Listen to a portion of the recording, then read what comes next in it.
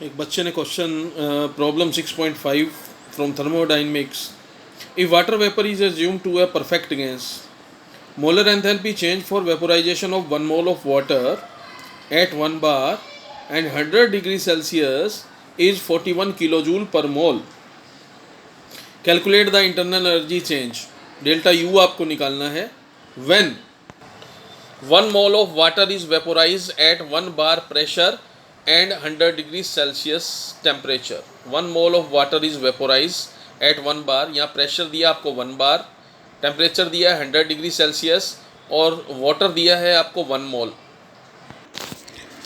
मैंने यह रिएक्शन लिखी है इसी क्वेश्चन की प्रॉब्लम 6.5 कि हमारे पास में 1 मोल वाटर दिया है एज अ लिक्विड और इसको चेंज किया गया है गैसियस फॉर्म में अर्थात वेपोराइजर में. इसका वेपोराइज किया है, वेपर बनाई है और ये कहता है कि ये जो वेपर बनी है वो एक आइडियल गैस है. परफेक्ट गैस का मतलब है आइडियल गैस है. हमने क्वेश्चन क्या कह रहा है, क्वेश्चन ये पूछ रहा है calculate the internal energy change. Delta U पूछ रहा है वो आपसे. प्रश्न में जो पूछा जा रहा है वो ये पूछ रहा है कि डेल्टा यू क्या होगी, डेल्टा यू क्या होगी. बाकी सब आपको दिया है. इस रिएक्शन की डेल्टा एच मोलर एंथैल्पी वो दी है 41 किलो जूल पर मोल.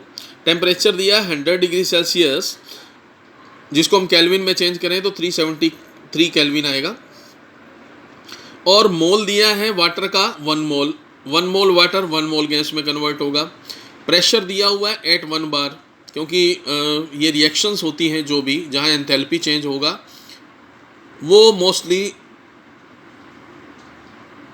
एट अ एटमॉस्फेरिक प्रेशर होता है, इसलिए पी यहाँ 1 बार दिया हुआ है.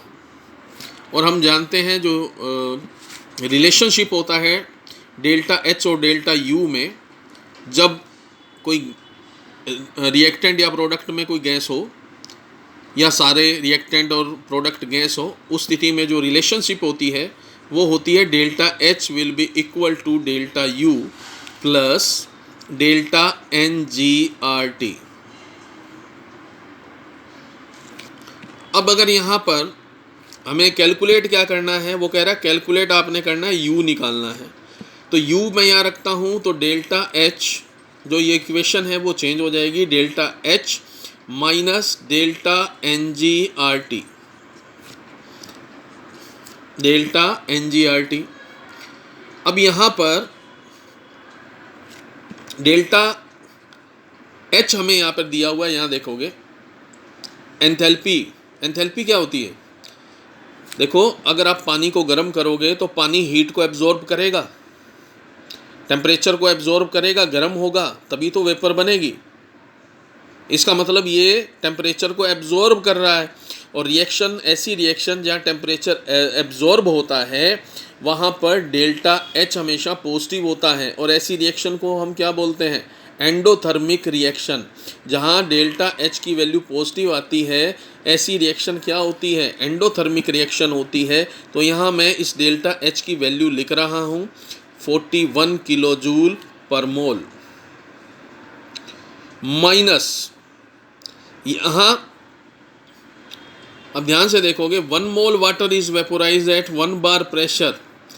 तो यहाँ डेल्टा एन जी की वैल्यू क्या है, डेल्टा एन जी की वैल्यू क्या है 1 है. और आर की वैल्यू क्या होती है 8.314 होती है. इसको 8.3 लिख लेते हैं क्योंकि आर क्या है, गैस कांस्टेंट है. आर की वैल्यू मैं यहाँ लिख देता हूँ 8.3 joule mole inverse kelvin inverse होता है. यहाँ वैल्यू लिख दी. आर की वैल्यू आ गई. टेम्परेचर क्योंकि केल्विन में लेना है तो कितना है 373, यहाँ देख सकते हो.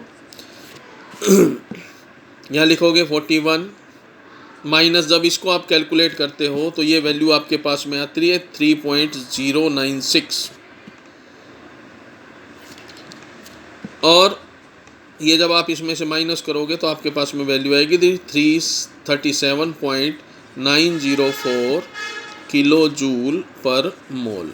समझ में आ गया होगा।